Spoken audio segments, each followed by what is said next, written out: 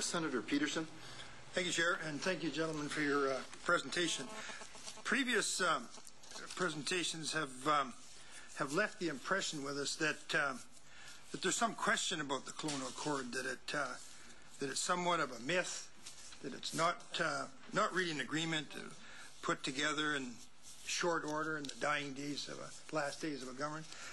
How do you gentlemen react to that? I don't know how one could argue that it is a myth. It was the First Minister's meeting that included 5 national organizations. We all spoke to the nation.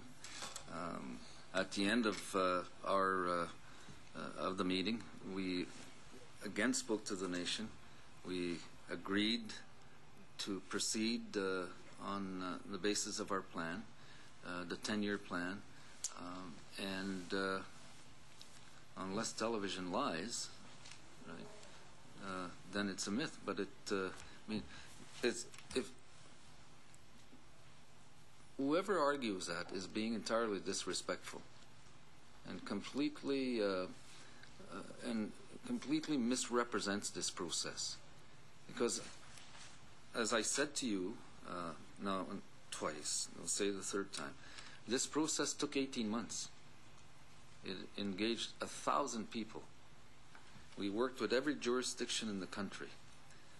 We brought our best ideas forward to our best people, and we ended up with a plan that we presented then to the country through the First Ministers to the First Ministers, and it had a plan that had real targets and real outcomes. And I recall then Minister of Indian Affairs, the Honourable Jim Prentice, saying that that his government accepted the targets and the outcomes. They weren't entirely supportive of the process because some people felt excluded, and that they would begin immediately taking the steps to go to the provinces and the provincial and territorial governments to see how they could give effect to the accord. So that doesn't suggest a myth. It's actually confirms everything that we know is in the accord, and the commitments, and in fact the outcomes and targets. Yeah, I just want to say that I'm not sure how that kind of comment can be made, just to reaffirm the National Chief's comments. I recall in March of 2004, National Chief, myself, and the President of the ITK, Josie Kusikok, had a breakfast meeting with the then Prime Minister Paul Martin, and we discussed where should we go. It was a very frank meeting, and we agreed to engage in a process. And we went through a series of roundtables, which ended up with the May 2007 meeting, where we signed framework agreements respectively.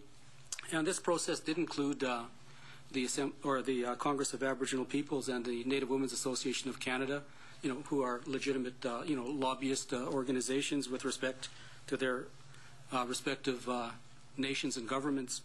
And from there, we continued the process and ended up in Kelowna. There were, I'm not sure if I can say dozens, but there were a lot of meetings at the officials level, at the multilateral level, and it culminated with the First Minister's meeting. So there was a lot of drafting, there was a lot of back and forth, and at the end of the day, we came up with what all the parties were able to live with. And I would have liked more, but we agreed to what we agreed to. But again, to us, it was a good thing, and it wasn't a last-minute decision. There was a long process, a hard process, and a lot of work went into it. So it was the best we could do at the time, and to me, it was good.